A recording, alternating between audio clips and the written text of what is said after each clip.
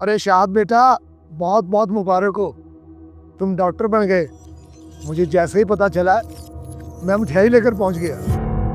बहुत शुक्रिया। इस मिठाई को आप अंदर ही ले जाएं, मुझे थोड़ा सा काम है, मैं चलता हूँ। रुको शाद बेटा, आज मैं तुम्हें ऐसे नहीं जाने दूंगा। मैं ये पता चला कर जाऊंगा कि तुम हमेशा मुझसे बेरुखी से बात क्यों करते हो। अल्लाह बख्शे तुम्हारे अब्बा जी को। मैंने उनसे भी कहा था कि शाद बेटा मुझे बुलाता नहीं है, तो उन्होंने कहा कि शाद हम दोनों से किसी बात पर नाराज है। मैं आज ये जानकर ही रहूंगा कि वो कौन सी बात है जिसकी वजह से तुम मुझसे नाराज हो। चलिए, आज अगर आपने पूछ ही लिया है तो आपको बता ही देता हूँ। आपको याद है अब्बा जी की महबूबा हुआ करती थी? हाँ हाँ, याद है मुझे मेरे अब्बा जी के महबूबा का। उसे कौन नहीं जानता, पूरा मोहल्ला जानता था उसे। तुम्हारे अब्बा जी के महबूबा तुम्हारे अब्बा जी के साइकिल थे, जिसे वो जिंद जान से ज्यादा प्यार करते थे, बहुत पसंद करते थे उसे। वो साइकिल मुझे भी बड़ी पसंद थी। मेरा भी दिल चाहता था कि वो साइकिल को मैं चलाऊं, लेकिन अब्बा जी तो मुझे हाथ भी नहीं लगाने देते थे। फिर एक दिन मुझे पता चला कि वो साइकिल अब्बा जी आपको दे रहे हैं।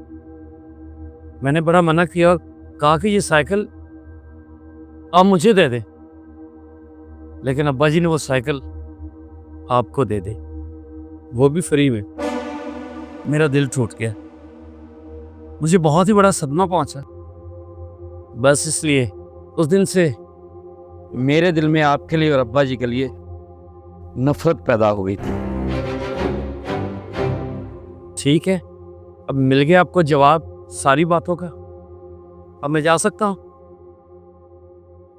सुनो बेटा, तुम्हें ये तो पता चल गया कि उन्होंने वो साइकिल मुझे दी, लेकिन ये पता नहीं चला कि वो क्यों दी थी। नहीं। तुम्हारे अब्बा का ख्वाब था कि तुम डॉक्टर बनो। एक दिन मेरे पास आए, कहने लगे कि बेटे के मेडिकल की एडमिशन की फीस भेजनी है, तो मेरे पास पैसे नहीं है। तो मैंने कहा कि मुझसे दस्ती ले लो। कहने लगे मैंने उधार नहीं लेने। तो उन्होंने साइकिल मुझे फ्री में नहीं दी, बेची थी। बेची थी?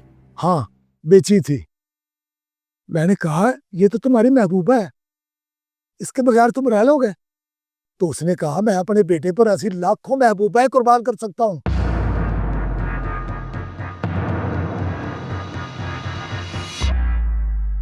ये क्या कह रहे हैं चाचा जी आप? मैं तो सारी जिंदगी अब्बा जी को गलत ही समझता रहा, लेकिन अब्बा जी ने तो मेरे लिए बहुत बड़ी कुर्बानी दी।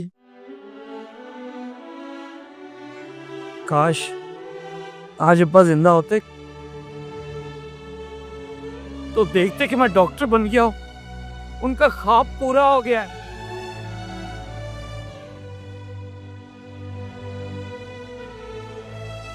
मैं अब्बा जी के बारे में कितना गलत था।